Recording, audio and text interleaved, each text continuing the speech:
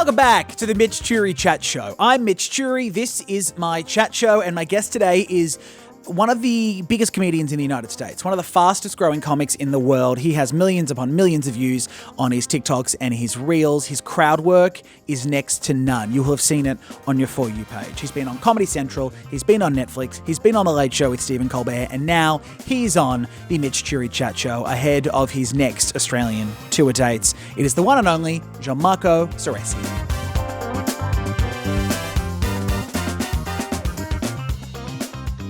All right, Gianmarco, welcome to the Mitch Churi Chat Show. Hello, buddy. Welcome. Hi. Hello. Hi. Hi. This bed is so ornate. Is this your bed? This somehow feels exactly like the bed I'd expect Gianmarco to have. Oh, I wish. No, I'm in the comedy condo at a Denver comedy club called Comedy Works. Oh, wow. Just on the road already for the week. Right. Oh, you're on the road. It's so ornate. I've just watched Frankenstein on Netflix. It's very much giving Frankenstein. I'd love something like this, but this is honestly bigger than could fit in most New York City apartments. So I'm with you. It's that funny like dichotomy of, comics starting out broke, no money, and then I love watching the rise of a comic that starts to make money and they battle with, oh shit, how do I play being humble and then also show that I kind of have a bit of money? But it's that weird mix, right? Like have you noticed it too? Yeah, there's some bits that I had to retire about I think it's like you have to shift from saying I'm broke to saying I'm cheap. And that's a different that one's a reality, one's a character flaw, and you have to just embrace it and be honest. But Larry David has shown us all that you can be almost billionaire and still be dissatisfied with every aspect of life. So I strive for that. I saw an interview he did, I think this week at time of recording, where he was asked if like over under his net worth, and he just said, shut up. He just simply said, shut up. I'm not going to answer the question, which I love. He did an episode though, where he really pulled it off. Like him and a friend, they were debating how to split the private jet. And it was like, it's, there is a part that's noxious about it, but you can relate to it as someone who's argued with a friend over who's getting dinner that night. Yeah. There's also something in like, I'm sure you've got many famous friends. Actually, we had Blair Stocky on this show and she had just done your show. And Blair was great.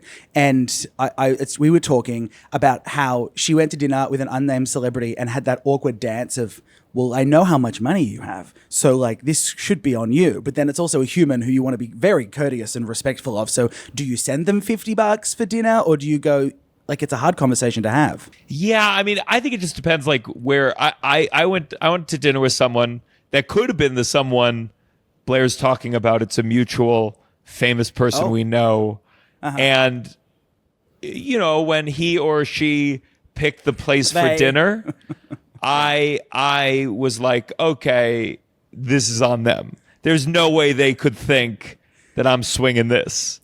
Oh, because the restaurant was of a certain caliber, right? It was so nice. And when this person got there, they said, well, hello, Mr. or Mrs. Celebrity. And I was like, okay, this is your spot. Yeah, right. He's got a corner table. They welcome him. I'll shame mine. I went to dinner with Rebel Wilson once, not a friend of mine, a friend of another friend of mine. And I got Rebel Wilson's BSB and account number. I transferred her about $80. Humbling experience. Really? Oh, yeah. Yeah, I mean, nice, it's good Gianmarco. because if you're going out to dinner with someone and they're paying, you're not going to have an honest conversation with them. Like if it's, if they're covering the meal, you're not going to be like, hey, that was kind of shitty what you did just a second ago, Yes. Yeah. Listen, we're so excited for you to come to Australia. You've not been here before, right? I saw a photo of you with I have. You have? I did. When? I did a tour like 2 years ago, and it was my first. I've been to Canada, but I considered it my first like international foray. And it went surprisingly great, thanks to the power of YouTube. I was able to do a nice little run while I was out there.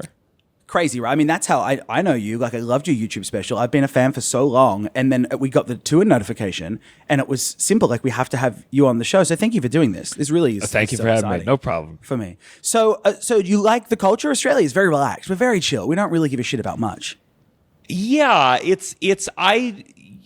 I know a little bit. I was in an acting company with a bunch of Australians. They just happened to travel to Philadelphia for it. Chris Chung, who's from Melbourne, who's a big famous actor now on Slow Horses. We're still splitting the meal, I'll tell you that. But I know a little bit. I certainly know about this tall poppy thing, and I do imagine had I lived there, I would have been. I don't know how you guys accused of it or treated as such. Because I want to be the tallest of the poppies. No, Gianmarco, you could not have had the career that you have had in Australia. It's hard. I mean, this is coming from someone who has their name plastered on a door and in neon right around. This is probably. Tall Poppy hates to see me coming. It's something that I'm trying to buck in Australia. Tall Poppy, we had Darcy Carden. I interviewed Darcy Carden and Will Forte. They filmed an Aussie show, a show in Australia. And she was blown away because we had her at our Emmys. We call them the Logies, which sounds like some form of influenza. Like, welcome to the Logies with like a full bad sinus infection. And she was like, everyone keeps telling me how shit this event is. And she's like, shut up. It's a great event. It's a red carpet. Get your rewards. But every Aussie goes, we're so sorry. We're sorry we're doing this. Like, this is so, look at the red carpet. The corners of the carpet are coming up, Darcy. She just said, shut the fuck up. Enjoy it. Where does it come from? I don't really understand. Because at the end of the day, you guys, you built houses and bridges. So, like, you're doing stuff. We've done more than that, but we are a penal colony in our core. Like, we're all convicts. Yeah, So I think this producer Grace is on the mic. Grace is here. Hello. She's a fan as well. I think it stems from the Aussie culture of like hard yakka. Shut up and get it done. Yeah, we have a real underdog. We like to go for the underdog. Yeah, we love an underdog. It like sporting is really big here. I guess it comes from that. I think it's really rooted in like the male Aussie. Like the short, closed mouth, the Aussie men here, they, mouths don't move, very little oxygen. I can see. You should have more of an ego. I mean, especially the actors, you Australian actors, they have taken over every show I watch. I go, oh, what an incredible performance, and then they interview them after, and I'm like, oh my god, what? That's how they speak. That's incredible. Sarah Snook. Is she Australian? God. She was my theatre teacher. Oh my God. I know. She taught me because we have so much to get to. Because your Seymour Centre, where you're doing your Sydney shows, was where I had my debut theatre performance. I'm trying to brush the hair behind my ear, but I'm wearing headphones. What show? It's very hard. Okay, so it was cast, written, and produced. It was the New South Wales, that's the state we're in, New South Wales State Theatre Company. And I, very much like you, was the youngest to ever be granted access. I was granted access in year 10, which I think is like middle school in America. And I was the youngest ever to be in there. And it was like self-written sketch. And then we graduated to our first production of The Grandfathers, in which I played... it was the story of the grandfathers telling their kids the stories of war. Wow. I was the one of the titular grandfathers. Then I played the mother in Pronoun. We really bucked that trend. Oh yeah, just to show that gender roles don't exist and pronouns mean nothing. This was 15 years ago. And then in Pippin, I played Lewis. That was my breakout role. That was in high school. You familiar with Pippin? Yes, I'm not sure if I'm familiar with Lewis. Which character is that? Who played that in the brother? Original? Pippin's brother. Oh, yes. Very cool. Role. That's a great role. Yeah, very great role. A lot of meat to sink your teeth into. But yes, my first performance was at the Seymour Centre, which is a theatre you're performing at. It's full circle. I just don't know how you balance the tall poppy with. Did all your musicals? Did they have no lead? No one wanted to take the part. They said, no, it's too much. I'll be the brother. It was Pippin, but just his siblings. Yeah. The Mitch Jury Chat Show is proudly powered by Appliances Online, Australia's largest online appliance retailer, and they're gearing up to serve you some spicy hot Black Friday sales. So good. Are you a big Black Friday shopper, Mitch? Do you look at me? Of course I am. I'm a gadget guy. You love to shop. I love to shop. I'm one of those people that favorite items or put them in my cart and then we'll go back to shop when there is a sale. So the fact that this is on for Black Friday at appliancesonline.com.au, it seems perfect. And they've got heaps, like big brand TVs, kitchen, laundry, home appliances, so much more. They've served almost 3 million customers Like, that's loyalty. That's all over the last 20 years. They've built its reputation on providing truly legendary service, from free next-day delivery and free removal and recycling of old products to 24/7 Aussie-based customer support. Look, whether you're upgrading your home, looking to wrap up your Christmas shopping early, now is the time to score some great savings and some deals at appliancesonline.com.au. Hurry, won't last long. Enjoy the Black Friday shopping. No, I don't know how tall poppy is an issue. In fact, everyone leaves. They all go to America. So no one, it's actually really funny. There is like this mid-layer of success in Australia that is kind of our cap, but then to exceed and to go further, it's you go to the UK and you do like the panel show circuit. This is like for comedians and actors, or if you or you jump to the States and you just blow up. You know, it's wild. Well, that's what my friend did. I don't know do you know Christopher Chung? He's so good. He's about to be on. I know the name. He filmed a show. He filmed a show in Australia. My Brilliant Career, an Australian historical drama based on the novel by Miles Franklin. He spent like the last couple of months there. He's amazing, but he left. Now he's in London. Yeah. So, you know. Yeah, that happens to the good one. Also, My Beautiful Career. No Aussie will watch it. They're like, I doubt it was that fucking beautiful. If you're calling it beautiful, that's the tall poppy. It would come full circle. They just wouldn't watch. Oh, yeah. Gianmarco. So what was your first production? I remember what was your very first stage show that you did as a kid? Like, I mean, the first kid production was, there was a Snow White and the Seven Dwarfs, but I didn't have a big part. That was kindergarten. And then first grade, I did Princess and the Pea, and I was the prince. And that was a big moment, because at the end, I believe I told the princess, like, I love you or something. And I turned to the audience, and it was very popular at the time with my peers. I just went, "Ugh," and it got this big laugh.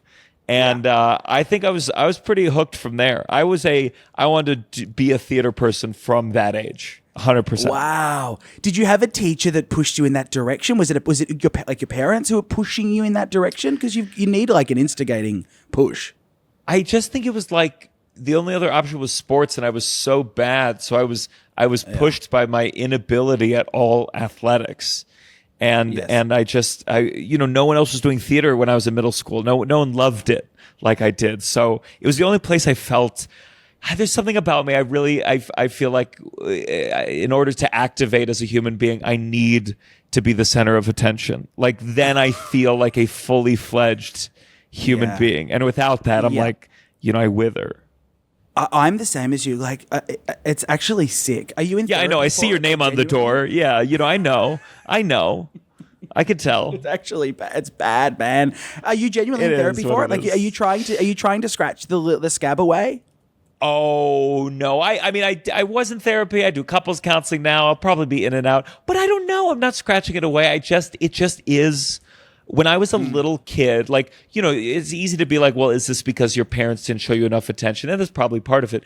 But I remember being like a young kid, and my dad would put on disco, and I would like dance, like, like a 4-year-old kid. And I told them, I was like, we need to get this living room on a stage so people can witness this. And it is like there's something deep in my DNA of the desire to be witnessed, that it's just who I am. It's inseparable from my existence. And, you try to have a healthy relationship with it. Yeah, that's the thing. In America, I think you're allowed to follow that route and follow that dream. But in Australia, it's not pushed. It really isn't pushed. Like, they don't. No one ever says follow your dreams in Australia. It's just, it's give it a go. It's work hard.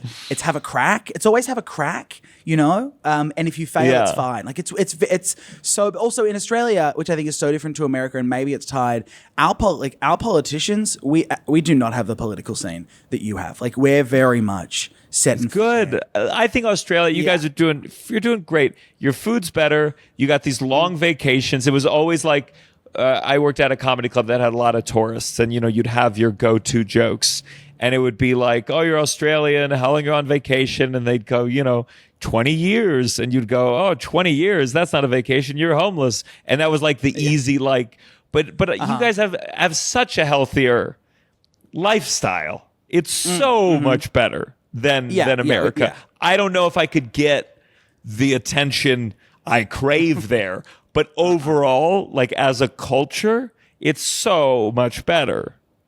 Yes, it is. But you know what's amazing? The fact that you now can foster an audience down under. This is the dream for a person like you and for me. You can go to another continent, Gianmarco, and you can sell out shows so big you have to add another show. That is, I know that you'd fucking love that. You sick fucking. It's wild so much. It's and so I can talk about honestly a slightly niche American topics, and you guys will know. You cannot come to America and tell a joke about. Who's the guy who drowned? Humbert? Hubert? Who? And they built the pool? Harold Holt. Harold Holt. Harold Holt. I don't know. I don't know who you're talking about. The guy who drowned. Harold Holt. The prime minister who went swimming and never returned. And to memorialize him, we built an aquatic center in his name. I know. And last time I was there, I said that's like if you named Abraham Lincoln shooting range. It's beautiful. You're so right. You can come here and we eat up the Americanisms, but no one gives a fuck if we head over and start talking about Anthony Albanese, our prime minister. No one cares. No idea. No, no one cares. Hey, that Epstein shit's crazy. At time of recording, that all that Epstein stuff has come out. Everyone's like, time of recording, you could release this in 2 years and it'll still be coming up. Somehow, this man, I mean, a sexual predator hasn't released this much new material since Michael Jackson. It is astounding. I'm like, how are there more emails? I swear, I've read through the whole inbox, and it's nuts. It's. They always go, oh, well, why didn't Democrats release this when they're in power? And the truth is, it's because it's tied to everybody at every high level of power. It's out of this world. Yeah, it's frightening. And the fact that he just slips out of it is so shocking to me. What also shocked me is Epstein was a sick guy, but the fact that he didn't use correct punctuation in his emails really irks me. Like, you got that much money, you're that powerful, and he doesn't capitalize the start of every sentence. Like, I get it's just a Ghislaine. Like, they're just pals emailing. But bro, yeah, it's all the shorthand, all this lingo. He probably got it from the 15-year-olds, That's true. They do text like that. They really do. I don't know if it's an American thing, but do the young kids turn off their auto capitalization too in the States? I mean, yeah. I think that's like a Twitter thing. It depends what app you're on. I don't know if Epstein had a burner account on Twitter or whatnot. But yeah, he was sending a lot of emails, and it is strange. But like all older people, that got an iPad when they were 60 or 50, they didn't figure it out fully. Yeah, you're right. Will you do political stuff when you come over here? Like, it kills, right? Like, the Trump stuff would kill.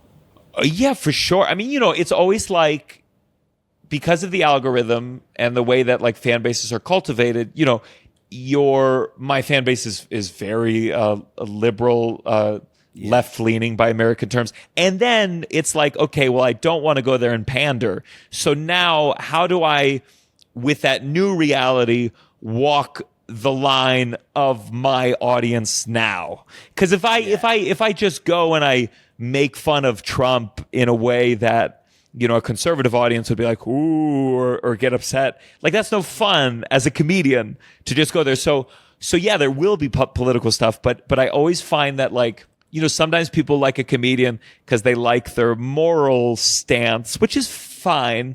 But if you buy tickets to the comedy show, you're going to get comedy, not morality. If you want preachy, follow me on Twitter, and there'll be so much. You'll be like, God, shut the fuck up. We get it. Trump's bad. But at a comedy show, I want to flip your expectations so you're surprised.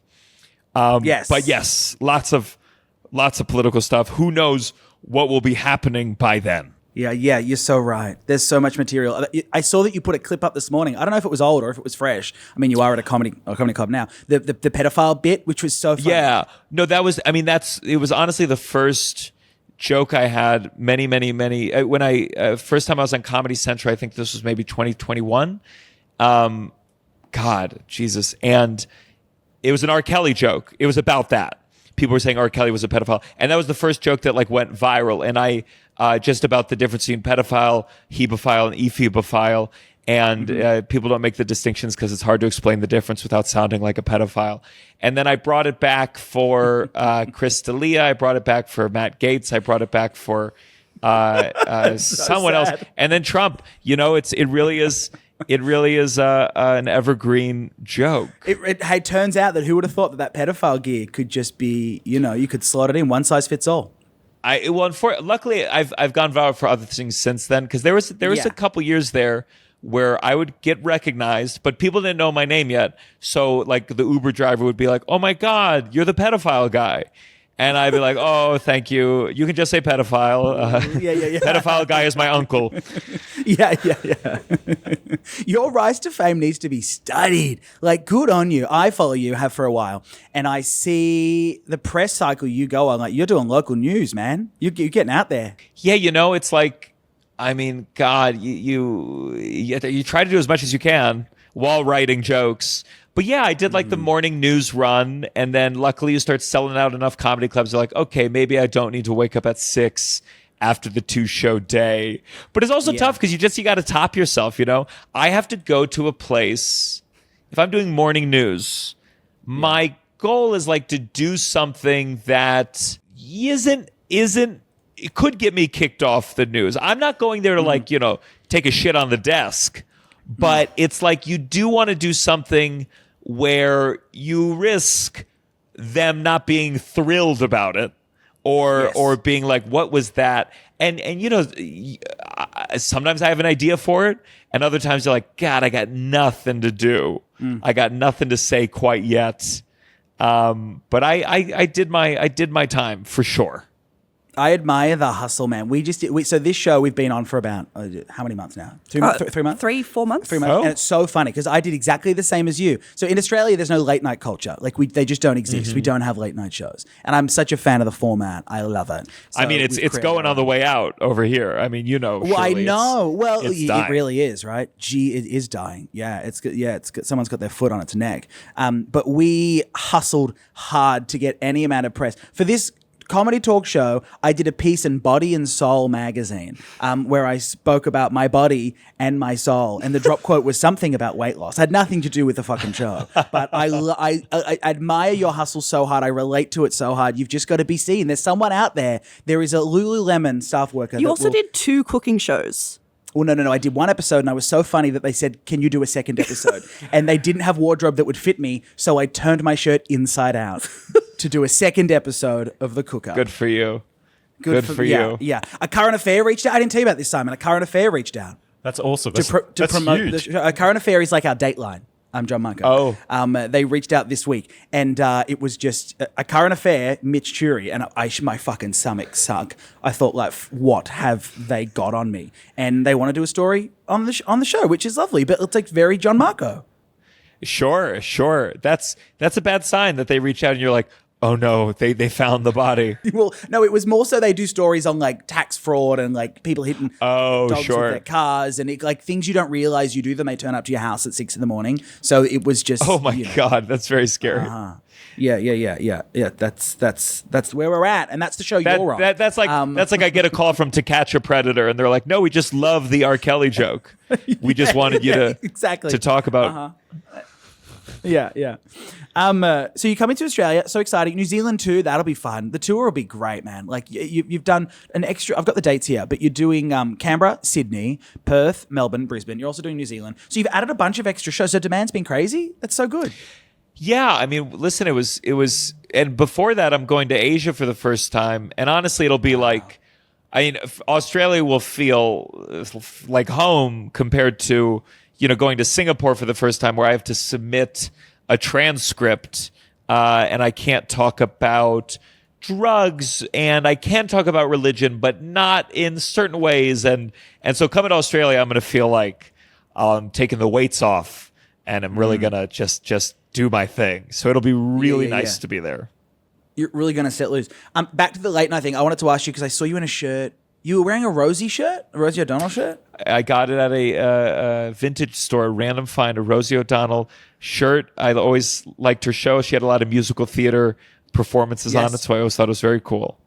Yeah, shut up. So we had her on this show as our second guest because she was in Australia. She was touring, and like, there's no anywhere but culture, America. so, She's anywhere but America. You know, no, any Commonwealth country, any white country. She's like, get me the fuck there.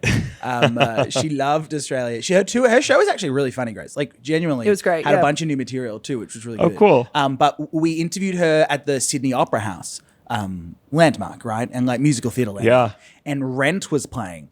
And the merch stand was next to where we were doing the interview. And as I'm being ushered in by her manager and her team, I can hear Rosie O'Donnell just singing like a number, like while she's waiting for the next interview. She's just in the halls of the Sydney Opera House, just singing a number from Rent. And that was just like a little gay boy. That was my dream. That was just everything I wanted and more. So Rosie. That's so nice. I want to go to the Sydney Opera House this time. That's the dream venue for the third tour there. That is truly one of the most beautiful. I haven't been inside, but the outside, just one of the most beautiful, iconic places in the world. Yeah. Oh, you've got a tour there. I mean, listen, the seat capacity of the Seymour Centre is not small. You're doing that twice. Here's the hack, Gianmarco. There's a big theatre in the Opera House, and then there's a small theatre in the Opera House. So you can sell out the Opera House, and you can sell out the Opera House. So you know, I think you're there. You know, talk to your people. Sure. I'll set up a show at the restaurant, like connected to it. I'll be like, headline the Sydney Opera House. Yeah. Hey, that's a good little bit of fodder for you. At the Opera House, what do they call, Grace? The bird dogs. Oh, there's like dogs that are employed to chase away seagulls. Yeah, because it's right on the harbour. That's so as cool. You sit there, it's really cute. As you sit there and have brunch in the sun on the harbour, the beautiful architecture of the Sydney Harbour Bridge is behind you. And these Labradors in like ice vests are trained to just run up and attack the seagulls so they don't bother you during the meal. But then the Labradors in the ice vests bother you during the meals. Yeah, you need to get a bigger animal to scare them away, and then you just keep continuing with the food chain. True. Yeah, it goes on and on and on. Do you have a favorite late night show? What did you watch? What did you watch growing up? You would have been like Conan, Letterman, right? Or you're not a late night boy? Yeah, I honestly didn't watch a lot of Letterman growing up. I was more of a Conan. I stayed up late enough to watch enough of Conan, but I don't know. I like Saturday Night Live growing up. I guess Conan. I mean, I saw Jay Leno live when I was in college, and it was funny because like he was more amusing talking to the audience before the show, when he was wearing jeans and a t-shirt. I think the constantness of late night, having to do a show every day, it really stretches a comedic persona thin. And I've watched some of my favorite comedians, one who shall not be named, just get watered down. And you go, man, you used to be so prolific and interesting, and now it's just liberal garbage. And so it's a tough racket. I think like once a week is a better. I think Conan kept it up pretty well, but it's just too much. It's something like I just don't, even if, if there's a world that I could have done a late night or would do a late night, but 4 or 5 shows a week. I mean, and I've met them, I met Corden and I met Fallon because I did sets on both of those, and like they're so busy. And they come by and, they radio that they're coming by my dressing room, and they talk to you for 3 minutes. And both of them were like really invested and really human, and really, we talked about comedy. And then it's as if they had an implant in their brain and they like said, all right, gotta go. And I never spoke to them again after that. And it's just like, that's their life. Every minute is accounted for. Yeah. Yes. Yeah. Yes. But they were nice. They were cool. Oh yeah. I'm sure. And I think like you said, the format is dying. The format's on its way out. I just love the art and like the old showbiz. I think there's a way to save it, but like it involves like part of me is like, it needs to be live. The problem is the news cycle happens too fast. It needs to be like live. It cannot be restricted by these networks. I mean, that's the other problem, that like you don't really know until you're doing your set and submitting your jokes and finding out all the things, not just the curse words, but the topics and the meanness and the if you have a friend who's from Taiwan, you can't say it on NBC because they got some affiliates in China, and you're like, all these things together, it's really constrains you. Oh, it's wild. I mean, my roots are in radio. Grace and I did for years, a late night radio show, live late night radio show. And that's like, radio is beautiful. Like that's kind of my thing in Australia. Like I was the radio guy. And then I did it for so long. You do a daily show every day.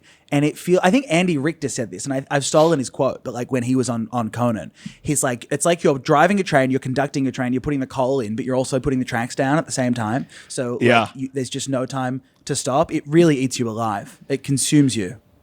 Yeah, but it is so freeing. And I don't know, I'm such a podcast person that you go like, yeah, you get an intimacy that you can't with these short form shows where everything's so strict.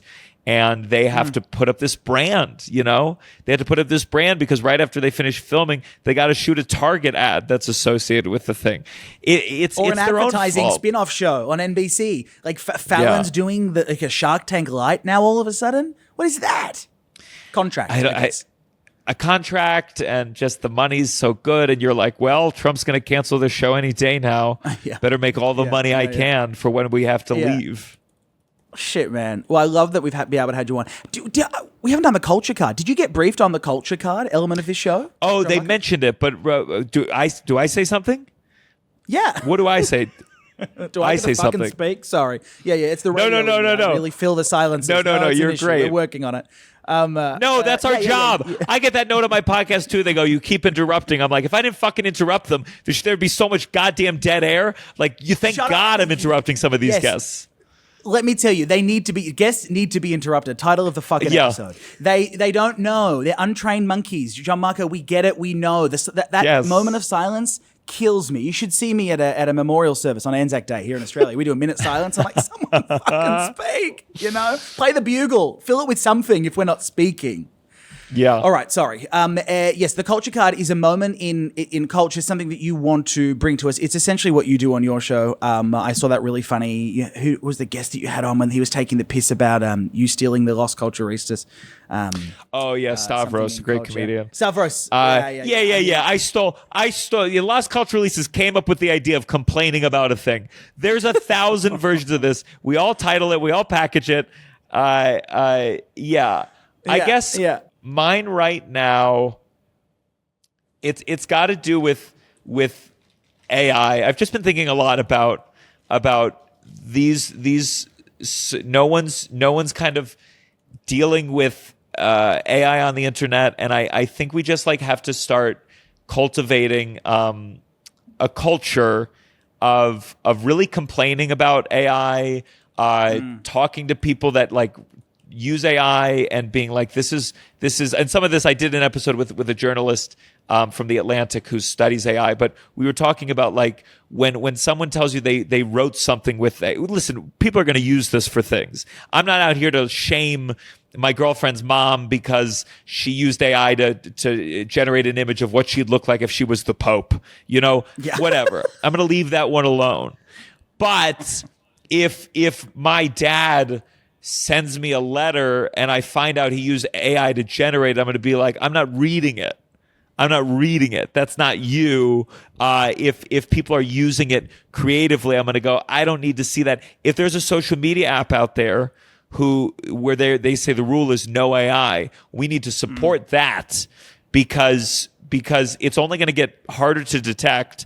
And we need people that are strict about this. Politicians that use AI. No, because they're using it right now. It's not exactly, when Cuomo made AI of Zoran in the New York mayoral election. I don't know how much you know, but yeah, we do. He's Team I know you do. I was just being polite, but I don't even know if you have mayors in Australia. But the bottom line is he's using Cuomo is using AI to insult his opponent. When that AI is indistinguishable from reality, that same fucking candidate, they're going to use AI to trick people. And so now is the time to shame. Now is the time to go, you're disqualified. Now you got to fire your team if they're using AI. This is embarrassing.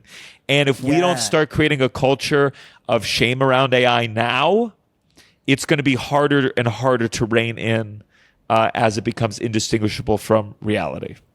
I'm so with you. What pisses me off is AI in creative led spaces. I see graphic designers. You can clock it at this point. You can clock a graphic designed poster or an artwork, right? A lot of comics do it for their shows. Like they'll do an AI poster, right? Because we have so many posters to make. Yeah. So many posters to make. Yours, by the way, we don't have to go into the details, but your poster for Australia, very fucking well done. The whole tour, very cute. It's really cute. I like it. The hair on the legs detail, it's nice. It's okay, listen, nice ChatGPT is incredible. What can I say? With fine hairs. No, I swear it's a great Alan Faustino. He's been making my posters a while. And it's like I could have saved money for sure, but like I get to talk to someone. I have an artist friend. And I can afford it, and it's like, yeah, I could have saved some money, but it's part of my culture, it's part of my rules. And if I establish those rules now, someday when the expense is higher, I'll be like, nope, this is the bar I've set for myself. And that's cultural, and I, yeah. Yeah, but Gianmarco, you have morals, you have a heart, you are compassionate.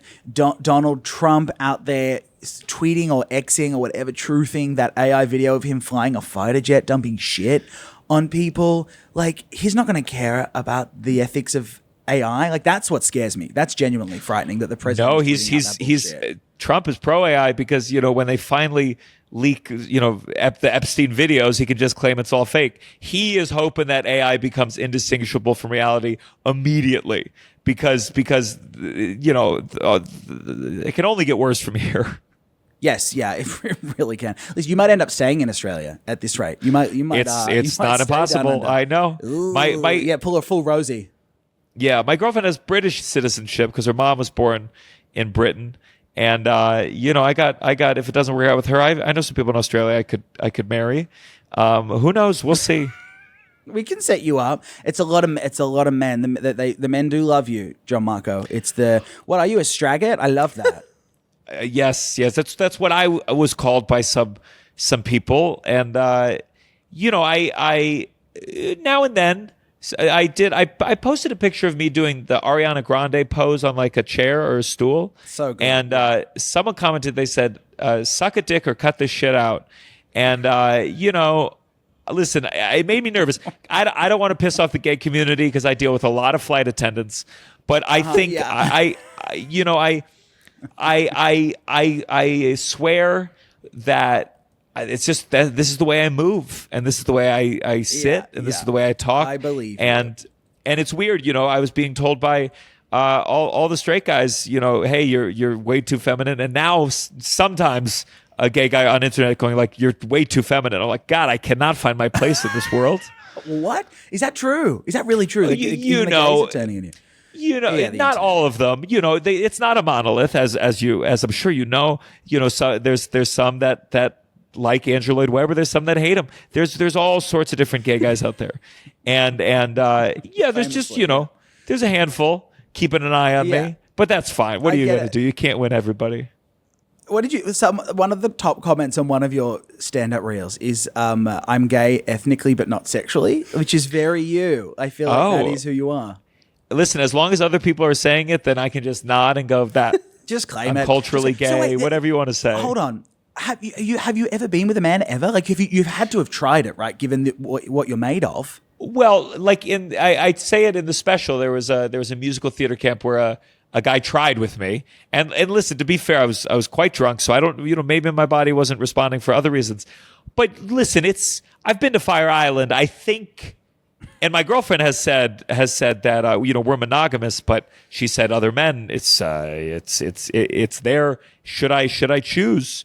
Wow. But not yet. I mean, listen. If the moment strikes, believe you me. But even if I gave it, even if I tried, I don't know if I would. If I said it, if I was like, "Hey guys, I'm allowed to sit like Ariana Grande. I sucked a dick." Like, I don't know if that. It's got to be a number of dicks before I can claim to be part of the thing. Yeah. I'm with you. So who knows? I think you got to at some point before you die, and that's the problem. Like, I gotta I don't want to wait till my deathbed. And that's when I say to no. Yeah, you're in your sexual prime as well. You've got the hairline still. Still, yeah. It's still, yeah. No, it's there. My girlfriend's not joining for Australia, so who knows? This is gay baiting, by the way. Who knows? Come to the show, maybe. If I sell it out, who knows? I'll be in a good mood. That's right. I'll be jet lagged. Take advantage. You fill up the theater, you can fill me up. I'll say what it takes. That's gay baiting. They're already coming. Yeah, that is. So, who would it be? Because he just comes to mind because he was on your podcast. Would it be Hassan? Are you a Hassan Piker? Like, I'm just picturing what would it be when the slope happens, when you slip down that slope? Is it a Hassan, or are you doing a Troye Sivan, or are you, like what's your eyes light up? Oh God! I mean, well, here's the thing, though, is it's like I'm thinking through it in a heterosexual lens. So I'm like, which of those two feels more like I'm with a smooth, hairless woman, and it's not Hassan Piker. I'll tell you that. That's going to be a very different experience than Troye Sivan, I think. Who knows? Oh, yes, it will. Yeah, it will. Yeah. Different taste profile, smell. That would be yeah. And maybe Charlie will swing by, and then that could be fun. Yeah. That could be really fun. Yeah. Fingers crossed. All right, we need to let you go. Goodbye. I'm so sorry that we held you for this long. It's all good. Are you doing I shows really appreciate tonight? it. What's happening? Yes. Like, where are you off I'm to in now? Denver. I did 2 shows last night. I'm doing 2 shows tonight. I got 10 shows here, so it's a real run. Shit, well, we can't wait to have you in Australia. Gianmarco is coming 18th of January, 2026. Get tickets. Still available. You just add more shows, and we'll get you to the Opera House. Don't you worry. That's the thing about tall poppy syndrome. Americans, it only applies to Australians. It only applies to people in your orbit, so you can succeed and aim for the stars. But no, I got to sit here on my shitty fucking Apple webcam, and that's my cap. That's my. And I promise, if I do this in the Opera House, I will show whole. I promise. I promise this. Can you say that to the camera, please? Just straight, direct. Yeah. If I get to headline the big room at the Sydney Opera House, I will show whole. And that is the legacy of Gianmarco on the Mitch Churi Chat Show. Thank you so much for doing this. We love you. Thank you. Bye.